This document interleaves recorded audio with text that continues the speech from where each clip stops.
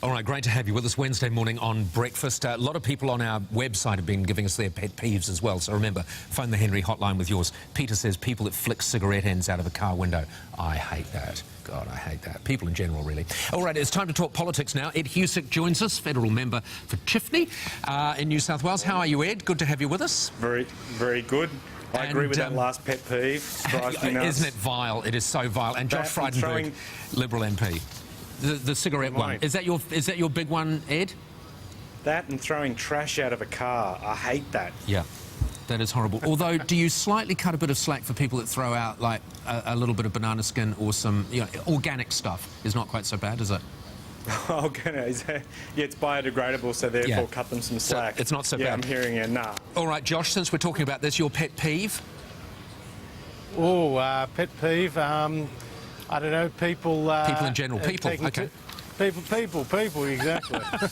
All right, let's talk the polls, because we have to, because essentially, Ed, you are now in the game. Labor officially is in the game. What do you think the reason for the turnaround has been primarily?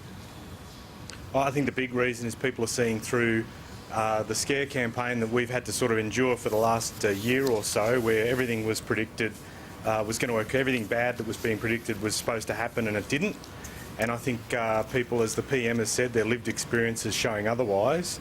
And I also think, too, there's not much left in the policy cupboard. Well, there wasn't much in the first place, but there's not much left in the policy cupboard from the other side, other than just being critical, and people need more than that. All right, so primarily you're saying that the big scare campaign on carbon tax, people are basically saying, oh, well, we can live with it, we've moved on. Josh, what do you think the reason for the turnaround in Labor's fortunes are? Look, I think two reasons. I think one is they've probably run a pretty effective scare campaign against Tony Abbott, attacking him for things that did not happen 35 years ago, and trying to undermine his relationship with women in the electorate. I think they've tried, and they're probably having a bit of effect with that. Secondly, I think it's their splash cash. I mean, they're making huge amounts of promises, whether it's on dental schemes or the Gonski Review or the NDIS, and people don't know where the money is coming from. But people don't care, obviously, do they, Josh? People don't care that there's no money for these things. Well, I think they do care, because as we get closer to an election, Paul, people will be asking this government whether they can balance the books, and we know that they've never delivered a budget surplus, and they never will.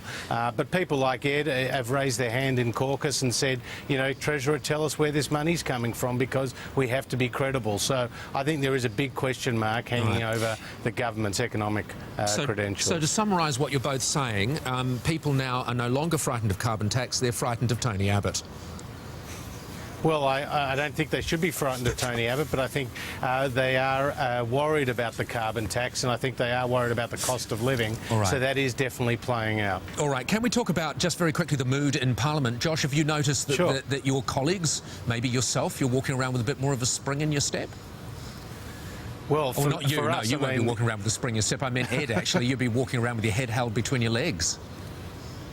Well, in terms of, what I'm seeing from my colleagues is, an understanding and appreciation that the election's going to be very close and it's going to go right through to the line. The second thing is, this is going to make it much more difficult for Kevin Rudd to come back to the leadership. And also, as I said earlier, these negative attacks seem to have had some impact, so I think the government will continue with them rather than talking about their policy achievements. And Ed, I mean, are your colleagues sort of bouncing around like spring lambs? No, I mean, I've played the role of broken record on 10 Breakfast for quite some time, where I've said we've had to... Can you not agree so quickly? Just give me some space about that. But what I did say was, we would have to work through these issues. It was just going to be a slog, and I certainly did say that, and we're getting through it. But, yes, I'm sure the public believes that Tony Abbott's being hard done by, because he's never said a cross or bad word about anyone. All right. We shouldn't pick on Tony Abbott, actually. All right, let's move on to asylum seekers. Just very quickly, there are rumours, really, it hasn't been confirmed by the government, that up to 15 Sri Lankans on Christmas Island who fear being deported to Nauru are saying, oh, I'm fed up with this, it's time to go back to Sri Lanka. Is that true, Ed?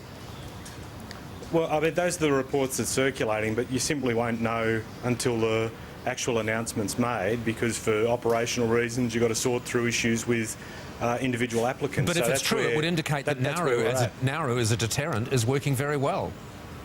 well, we'll have to let the events run their course to see if we're actually going to get to that point. What we have tried to do is ensure that we have a system in place that makes people rethink taking a dangerous 2-day trip across across those waters to get here. And if you look at the numbers, we're trying to do. If you look at the numbers, the arrivals, it may just be beginning to work. Fingers crossed anyway. Ed Husic, Josh Frydenberg, thank you both very much for joining us. Thank you. Thank you. Catch you back next week. See you. Be interesting to know what the polls are doing by the time we talk to them next